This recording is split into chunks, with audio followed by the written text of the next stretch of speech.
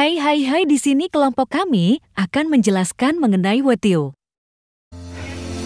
Apa sih WTO itu? WTO adalah organisasi perdagangan dunia, merupakan satu-satunya badan internasional yang secara khusus mengatur masalah perdagangan antar negara.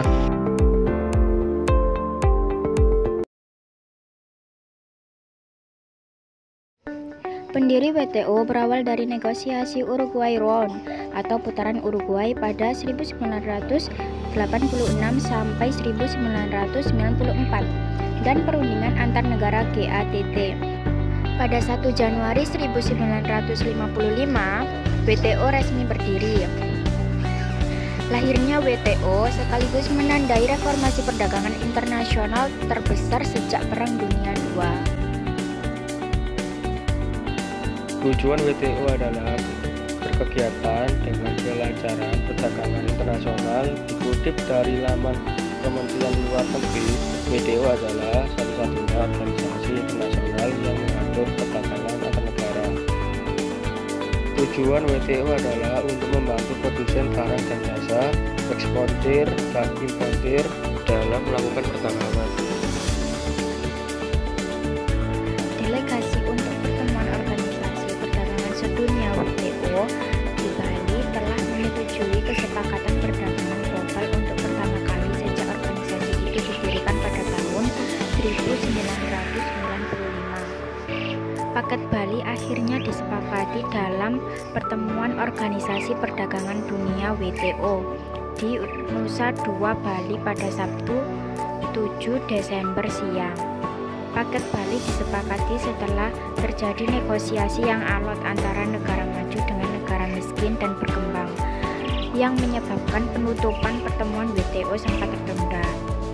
Direktur Jenderal WTO Roberto Azevedo meneteskan air mata dalam upacara penutupan KTT hari Sabtu dan mengatakan, untuk pertama kalinya dalam sejarah WTO akhirnya menghasilkan.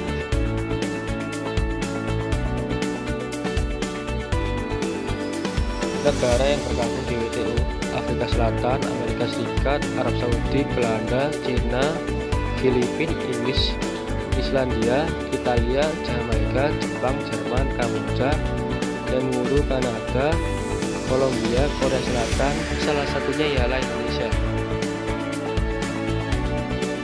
Alasan Indonesia bergabung di WTO: agar Indonesia bisa berdiplomasi tentang perdagangan dengan negara lain, dengan mudah menebus produk Indonesia ke suatu negara.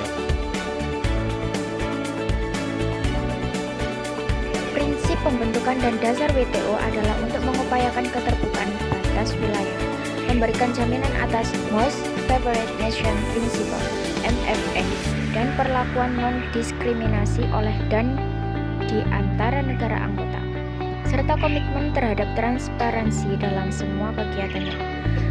Terbukanya pasar nasional terhadap perdagangan internasional dengan pengecualian yang patut atau fleksibilitas yang memadai dipandang akan mendorong dan membantu pembangunan yang berkesinambungan, meningkatkan kesejahteraan, mengurangi kemiskinan, dan membangun perdamaian dan stabilitas.